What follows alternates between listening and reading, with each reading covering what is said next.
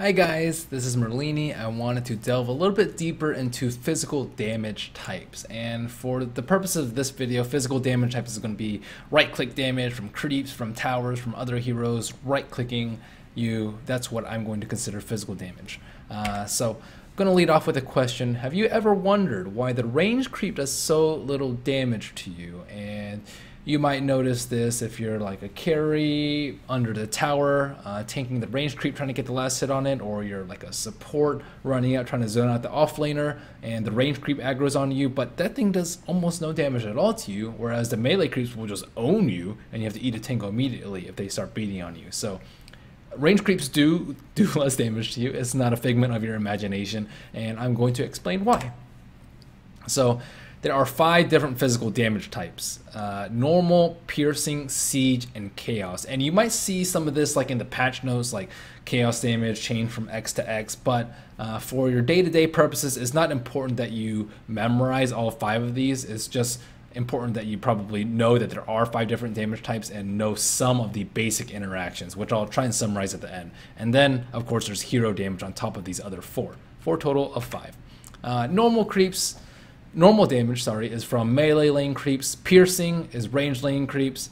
Siege creeps and towers. Chaos is most neutrals, and heroes is heroes. So the way I remember this is normal is just the creep just like beating up on each other. That seems pretty normal.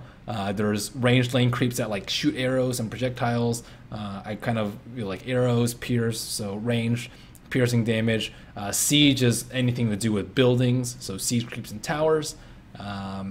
Neutrals, they're all chaotic in their own little world. They don't know which side to fight for, so they're chaos, and heroes is heroes. So hopefully that's an easy way for you to remember it. That's how it works for me. Again, it's not terribly important that you memorize this, just so you know.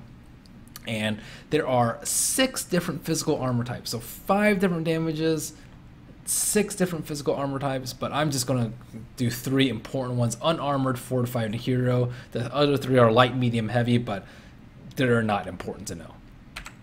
So pretty much neutrals as well as creeps have unarmored. Fortified, again, is dealing with buildings, and siege creeps, and heroes is heroes. So this one's actually much easier if you're just talking about unarmored, fortified, hero. Heroes is hero, fortified, building stuff, unarmored, creeps, neutrals, and lane creeps combined. Seems much easier than physical damage.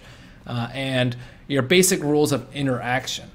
Range creeps do 50% less damage to heroes. Piercing damage does 50% damage to heroes, and range creeps do half the damage. Pretty significant, and that's why you take almost no damage from the little range guy that keeps beating on you. Towers do 75% damage to heroes. I think their tooltip at a T1 states like 100 plus or 120, but they don't actually do that much. And then you have 75% damage taken, and then you have some armor, so they don't hit that hard.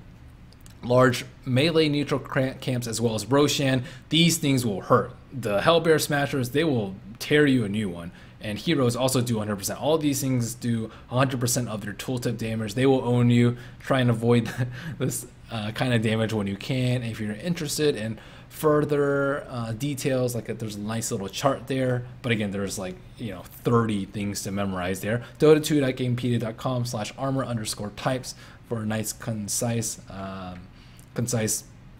chart.